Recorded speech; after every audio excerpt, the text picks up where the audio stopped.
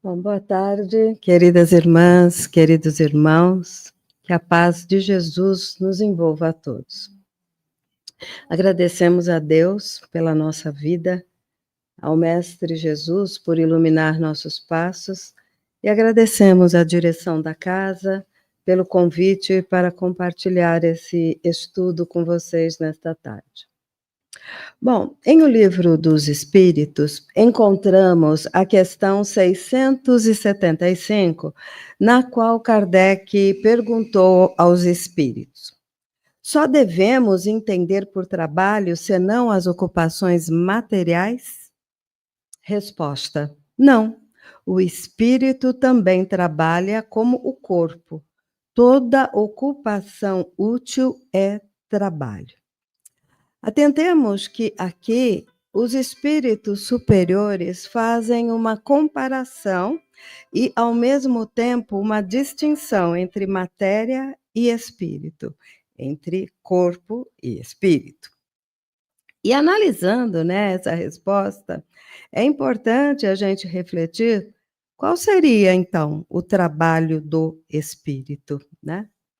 Em linhas gerais, desde a tenra idade, todos nós, né, estudamos nos bancos escolares para adquirirmos conhecimentos e nos capacitarmos, desenvolvendo uma profissão que, pelo exercício dela, né, nos possibilitaria encontrarmos um trabalho remunerado para que possamos nos sustentar.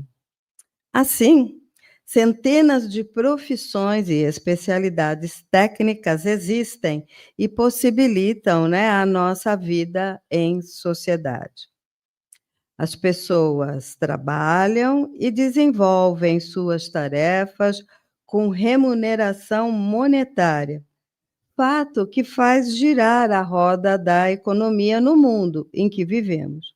Quanto maior a capacitação, maior a remuneração.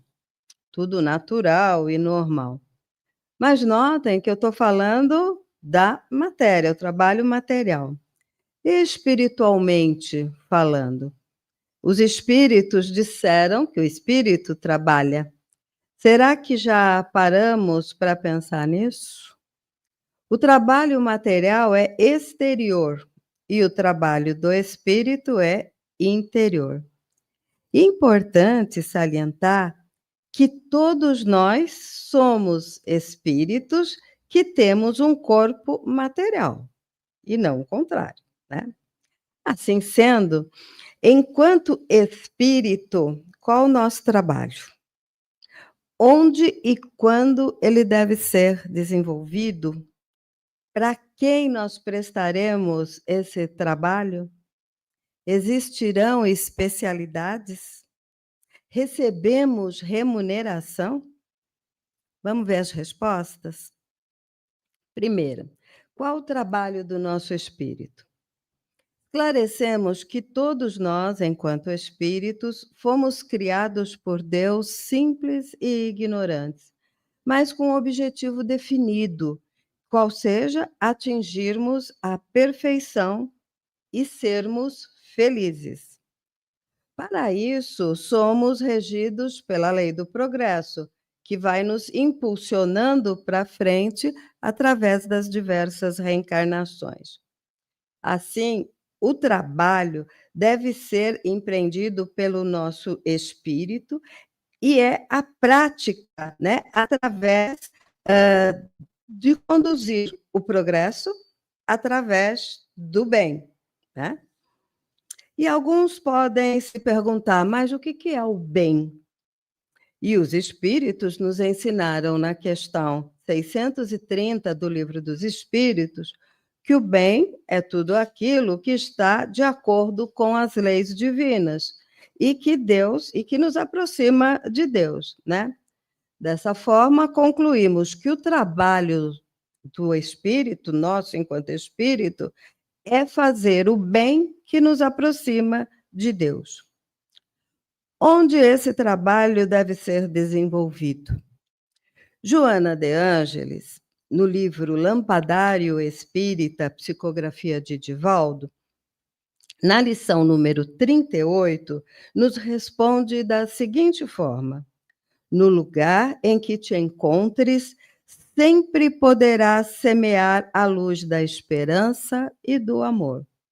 Assim sendo, podemos perceber que não existe um lugar específico. Todos os lugares são apropriados para a realização do bem. Em casa, no trabalho, na rua, no trânsito, dentro de estabelecimentos comerciais, qualquer lugar. 3. Quando faremos esse trabalho? No Evangelho segundo o Espiritismo, capítulo 17, item 1, temos a orientação de Jesus. Sede vós logo perfeitos, como também vosso Pai celestial é perfeito. Assim sendo, o nosso trabalho é para já. Vocês concordam que nós somos espíritos o tempo todo? Né? Então, precisamos sintonizar com o bem o tempo todo, né? Pensar no bem, fazer o bem, né? E falar o bem. 4. Para quem prestaremos esse trabalho? E aqui não podemos nos esquecer das lições de Jesus, né? Amarás o teu próximo como a ti mesmo. Prestaremos esse trabalho, ou seja, semear o bem, para o nosso próximo, qualquer que seja ele, qualquer que seja a sua condição social, mesmo que por qualquer motivo, né, não nos passe muita simpatia, também temos que fazer o bem. E é importante ressaltar que também precisamos aprender, né, fazer o bem para nós mesmos, evitando prática de vícios que nos prejudiquem, seja de ordem material ou psicológica. Amar o outro e amar a nós, disse Jesus. Haverá alguma especialidade? E aqui podemos afirmar que, por ora, sim. E essa especialidade está de acordo com a nossa disponibilidade e maturidade emocional. Sem nos esquecermos que nossa trajetória evolutiva nas diversas encarnações, né, nós fomos aprendendo várias coisas. E podemos exemplificar, por exemplo, atividades que cada um pode fazer dependendo dos aprendizados que fez, da sua capacitação. Por exemplo, tem pessoas que se identificam em trabalhar com crianças. Tem outros que gostam de trabalhar com idosos, outros tantos com drogados, né? Tem pessoas que são talhadas para trabalhar com doentes, né? Outros com moradores de rua, e assim por diante. E por que isso, né? Muito provavelmente, como eu disse, em função das experiências adquiridas em vidas passadas, né? E ressaltamos também que não tem nenhum trabalho melhor que o outro. Todos estão semeando o bem, todos estão, de alguma forma, auxiliando o seu próximo, servindo de instrumento de Deus para a condução do progresso. Recebemos remuneração? No livro Nosso Lar, Psicografia de Chico Xavier, o espírito André Luiz nos fala de uma moeda no mundo espiritual que se chama bônus hora, que seria a remuneração pelo trabalho realizado. E é importante salientar para o nome dessa moeda espiritual, pois ela nos remete ao tempo. E aí podemos perguntar: quantas horas eu tenho dedicado à prática do bem? E quanto maior for o número, quanto menos importância terá, pois o que importa verdadeiramente é o bem que se fez ou que se faz. E todo aquele cujo espírito trabalha desinteressadamente, né, tem o melhor pagamento de todos, que é a consciência tranquila do dever cumprido. É a paz de espírito, é a alegria interior. E aqui eu peço licença para vocês para contar uma passagem de Madre Teresa de Calcutá. Certa ocasião, enquanto ela amparava em seu colo um doente deitado na calçada da rua, ela era observada por um jornalista americano. Passado aquele momento, instantes depois, o jornalista se aproximou de Madre Teresa e disse a ela: irmã, eu não faria isso nem por $1 milhão. No que ela respondeu a ele: nem eu, meu irmão. Pois é, a moeda em circulação é a do amor. Acredito ser importante salientar ainda que os espíritos superiores nos ensinam na questão 676 do Livro dos Espíritos que sem o trabalho material permaneceríamos na infância intelectual, de onde podemos deduzir que sem o trabalho do espírito permaneceremos na infância espiritual.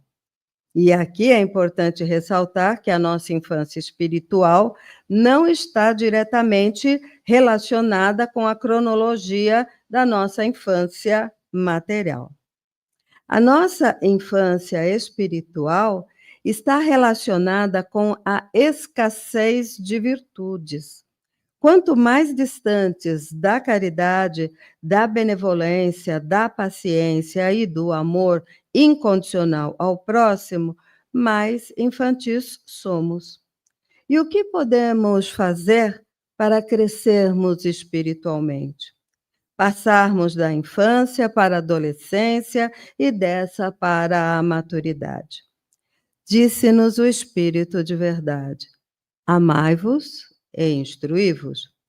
A instrução nos possibilita conhecer os ensinamentos de Jesus para podermos praticá-los. E o amor é a prática dessas lições. Faze ao outro o que gostaria que fizessem para ti. Uma coisa leva a outra. Todavia, é importante lembrar que para que o nosso espírito possa trabalhar, é necessário o nosso desejo e a nossa vontade.